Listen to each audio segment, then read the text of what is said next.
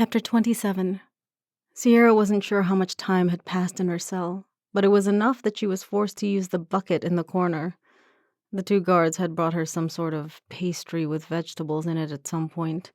It was good, but not enough to calm the growling in her stomach.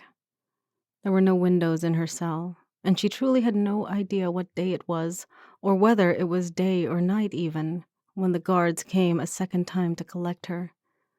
Clearly they didn't speak English, as she was roughly dragged through the castle a third time, though this time she recognized the route, and was relieved when they stopped outside Slonya's door. As soon as she was seated on the stool and the door was closed behind the two guards, Sierra turned to Slonya, questions burning in her irises, but she had no idea what to say or how to ask. Slonya noticed her dilemma. I told them I would need to treat your rash every day for the next few days. So it was yesterday when I was last in here. Slonya nodded a second time. I'm afraid so. Sierra looked around the room, taking in the many plants she didn't recognize. I'm sorry I didn't ask yesterday, but are you a healer? She vaguely remembered Aoden speaking about the healers in She, and Slonya talking about magic being able to heal the day before. I am. The only healer on staff in this household, in fact, she replied, her hands busy cutting more fruit, which she was arranging on a plate just like she had the day before. I'm sorry I don't have anything more to feed you. They would be suspicious if I asked for extra meals. She held the plate out to Sierra, who immediately grabbed several of the slices and began putting them in her mouth. It's okay, she said, around the food crammed in her cheeks. She knew she needed to slow down or she would choke, but she had never felt this sort of desperate hunger before. She hadn't eaten dinner on Friday, and it was now Sunday, and all she had eaten the day before was the pastry they brought. She was ravenous. This fruit is delicious. Silence settled over the two women as Sierra ate as quickly as possible without choking. When the plate was clean, she looked up to find Slonya observing her curiously. Breaking the silence, which had suddenly grown awkward, Sierra asked, So, where did you learn English? Slonya smiled. Most She learn it these days, as long as they have an education. She stood to stir a large pot that was hanging over the fire. It used to not matter if they did or did not speak English when your world spoke the same as us here, but now without English, they can't leave. Otherwise, humans would become suspicious. It was made a decree that all Fae schools and tutors teach their students English about 100 years ago. Sierra tried to imagine what it would be like to meet someone who spoke only Old Gaelic in Ireland, but then she realized that people who moved abroad probably felt the same way when they went to a country that spoke a language other than theirs. That makes sense, Sierra agreed before changing the subject. Have you heard of Aoden arriving?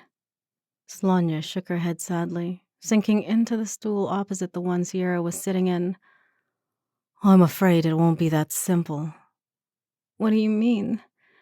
Well, Aoden's job, per se, is to help his father break the curse. The fact that he didn't accompany you back tells me Aoden and Conlon had a disagreement about something, and that something was probably you. Wait, what? Sierra felt the last glimmer of hope for her rescue drain from her chest. Slonya set her hand on Sierra's shoulder. Aoden was supposed to bring back anything that could help his father, whether that was a person, book, or other material. The fact that you came back without him tells me he is likely in trouble with his father. So, he won't come. I didn't say that. Slonya grasped one of Sierra's hands, not seeming to notice or mind that they were a bit sticky from eating the fruit. He may have already come back, but Conlon may have punished Aoden for not bringing you himself, especially if he believes you're the key to whatever fake curse he's dreamed up this time. Sierra hung her head, feeling the tears build in her eyes. I know. But don't panic. I'm working on a plan to get... Before Slonya could finish her sentence, the door was pushed open and the guards came in, collecting Sierra as before.